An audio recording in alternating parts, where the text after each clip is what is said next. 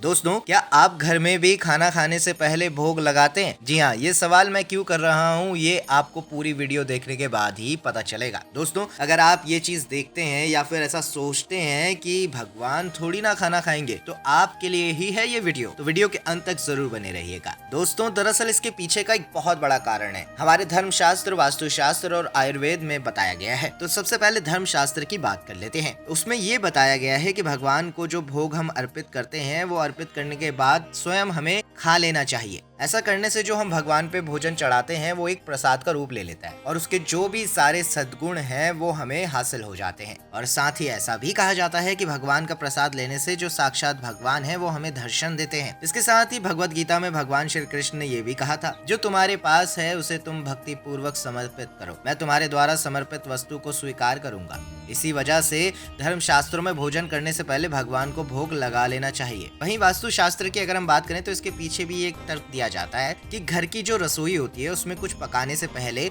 अग्नि देव और माता अन्नपूर्णा को याद किया जाता है। उनका नाम लेकर ही चूल्हे को जलाना चाहिए। साथ ही जब हम खाना बनाते हैं तो उसमें से कुछ अन्न का टुकड़ा हम धरती माता को अर्पित करते हैं, यानी अन्नपूर्णा माता को अर्पित करते हैं, जिससे उनका आशीर्वाद हमें प्राप्त होता है।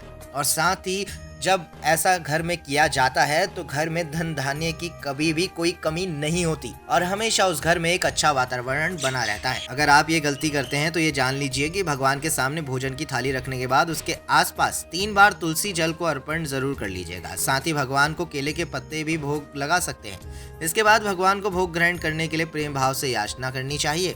ऐसा करने से भगवान खुश हो जाते हैं और आपके लगाए गए भोग को पूरा माना जाता है। वहीं वास्तुशास्त्र में ये भी कहा गया है कि जिस घर में हर दिन पहले भगवान को भोग लगाया जाता है, उस भोग को परिवार के लोग पूरी श्रद्धा के साथ ग्रहण करते हैं, तो घर परिवार के लोगों के सभी दोष दूर हो जाते हैं। उनके घर में हमेशा सुख शांति रहती है। इसके साथ ही आयुर्वेद में भी भोजन को भोग लगाने के पीछे का एक कारण दिया गया है और ये कारण है कि आपका स्वास्थ्य अच्छा रहता है, जिसमें ये भी कहा जाता है कि जब कोई व्यक्ति खाना बनाता है तो उसके मन के भाव उसके खाने में उतर जाते हैं। अच्छे मन से अगर खाना बनाता है तो वो स्वस्थ होता है उसके लिए, और अगर वो बुरे मन से खाना बनाता है तो कहीं ना कहीं वो अन्न उसको नहीं लगता है और इससे उसके दिमाग में तनाव पैदा होने लगता है। दोस्तों, भगवान के लिए बनाया गया भोजन एक प्रेम भाव का होता है, इसी वजह से वो अन्न आपको लगता है और एक आयुर्वेद का काम करता है, जिससे आप बहुत ज्यादा खुश होते हैं। कहते हैं ना कि खाली पेट भजन ना हो, तो उसी तरह से खाना बनाते समय भगवान को भोजन ग्रहण जरूर कराएं। इसके बारे में आयुर्वेद में ये भी कहा गया है कि हर आहार को करने का एक समय होता है। समय से किया गया भोजन आपके शरीर के लिए अमृत के समान होता है। इसीलिए गलत वक्त पर खाना तो बिल्कुल भी ना खाएं,